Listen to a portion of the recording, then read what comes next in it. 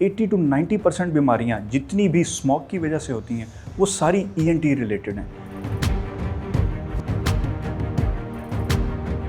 नाक से पानी बहना, गले में केरा गिरना, कान में ख़ारिश होना या गले में ख़ारिश होना, ये सब अलामात जो हैं ड्यू टू स्मोक पाई जाती है। उर्दू पॉइंट की वीडियोस देखने के लिए हमारा चैनल सब्सक्राइब कीजिए और बेल के आइकन पर क्लिक कीजिए ताकि आप हमारी तमाम आने वाली वीडियोस से बाखबर रह सकें। अस्सलाम वालेकुम, मेरा नाम डॉक्टर अब्दुल मतीन खोखर है।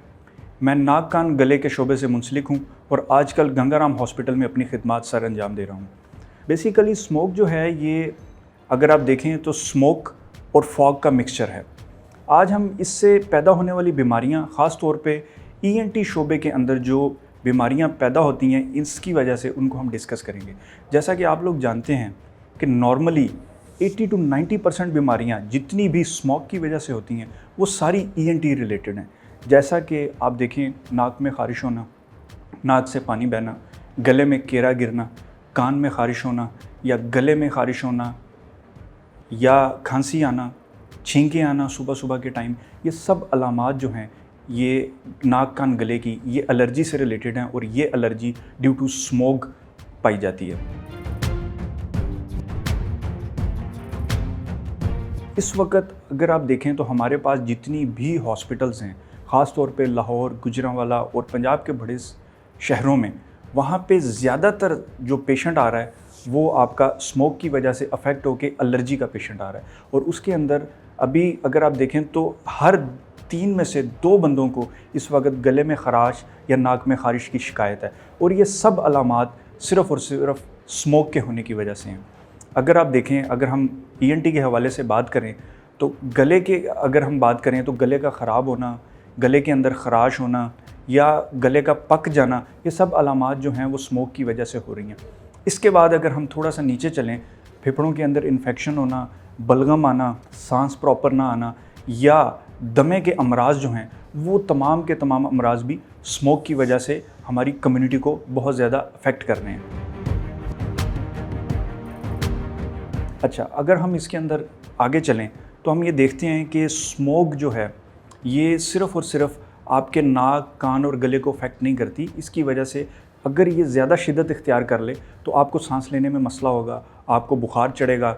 मज़ीद अगर हम देखें तो इसके अंदर आपका गला पक जाएगा, खाने पीने में दुश्वारी होगी और इसकी वजह से भी आपको दमे की शिकायत हो सकती हैं। और अगर आपको दमे की शिकायत होती हैं, आपको सांस लेने में मसला होता है या आपको लगता है कि आपको खींच के सांस लेना पड़ रहा है, आपको प्रॉपर जो है मतलब आपका नाक बंद हो रहा है और आपको ज़ोर लगाना पड़ रहा है, तो आप फ़ौरी तौर पे अपने किसी भी करीबी ENT डॉक्टर से रब्ता करें। अच्छा, अगर हम इसकी ट्रीटमेंट की बात करें तो आप लोगों के ज़िम्मे सिर्फ इससे बचाव है। ट्रीटमेंट आप डॉक्टर के ज़िम्मे छोड़ें। बचाव में आप लोग सबसे पहले तो मैं ये कहूँगा कि मास्क यूज़ करें और मास्क में मैं ये कहूँगा कि या आप 3 प्लाई वाला मिनिमम वो यूज़ करें या N95 यूज़ करें। दूसरे नंबर पे कोशिश करें कि सुबह शाम गर्म पानी की भाप लें, ठीक है। सुबह दोपहर शाम 3 टाइम नीम गर्म पानी में थोड़ा सा नमक डाल के उसके गरारे करें। इससे ये होगा कि मुतवातर तौर पे आपका गला, आपका नाक और आप साफ़ होता रहेगा और आपको इसके जो एलर्जेंस हैं, इसमें ऐसे पार्टिकल्स होते हैं जो कि आपके गले को या नाक को इरिटेट करते हैं, आप उससे बच जाएंगे। दूसरा, कान के लिए मैं आपको ये कहूँगा कि अगर आपको कान में भी ख़राश है और स्मोक की वजह से, तो सिर्फ़ और सिर्फ 1 ड्रॉप कॉटन बड पे लगा के उसको अपने कान के बाहरी जो सुराख है उसके ऊपर आप उसको लगा लें और उससे ये होगा कि आपके कान के अंदर ड्राइनेस नहीं होगी और आपके कान में जो ख़ारिश है वो बिल्कुल ख़त्म हो जाएगी। बाकी मज़ीद मैं ये कहूँगा कि अगर आप लोगों को इससे ज़्यादा कोई अलामात शो होती हैं या आपको इसके साथ बुखार हो जाता है या आपको लगता है कि आपकी स्किन का कलर चेंज हो रहा है या आपको लग रहा है कि आपके गले में केरा गिर रहा है, सांस लेने में मसला हो रहा है, आपको सोने में दुश्वारी हो रही है या आपको लगता है कि आपका नाक से ब्लड आ रहा है या उसकी वजह से सर में दर्द हो रही है, तो फ़ौरी तौर पे आप डॉक्टर से, अपने किसी भी करीबी ENT डॉक्टर से रब्ता करें। इंशाअल्लाह ताला बहुत जल्द हम दोबारा हाज़िर होंगे एक नए टॉपिक के साथ, एक नए सोल्यूशन के साथ। Thank you very much. अल्लाह हाफ़िज़।